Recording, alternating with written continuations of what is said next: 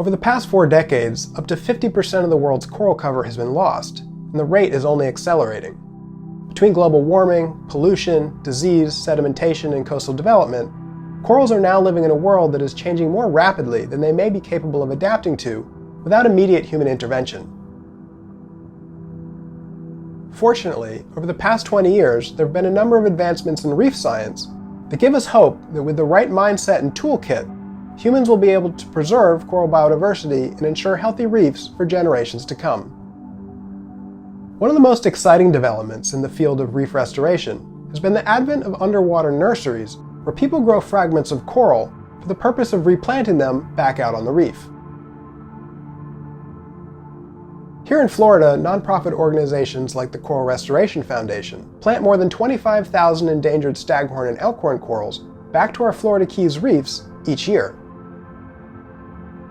Not only do transplanted corals provide critical habitat to fish and other marine life, but the nurseries themselves serve as important gene pools for sexual reproduction, spreading millions of gametes naturally to surrounding reefs during the annual mass spawning events that take place after the late summer full moon.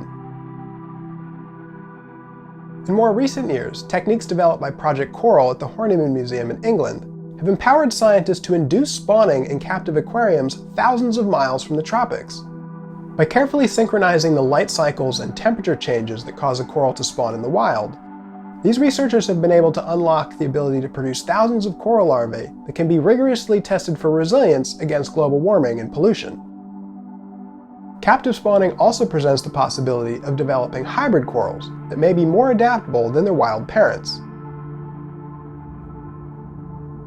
Organizations like Seacor are working globally to settle these sexually reproduced corals onto substrates that can then be returned to the reef.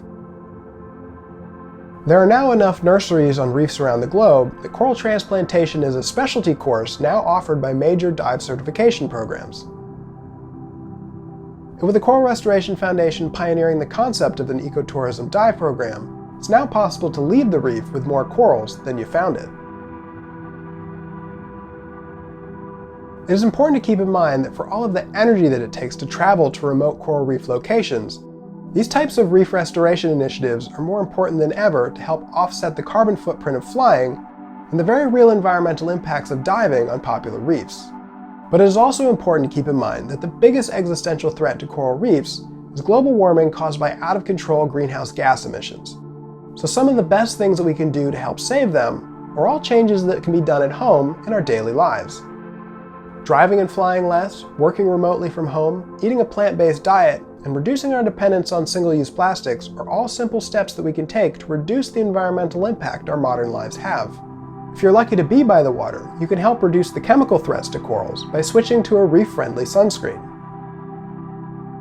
Now is the time for us to use our voices and wallets to let governments and large corporations know that sustainability, recycling, and renewable power sources are important consumer priorities in the long-term interest of all life on Earth.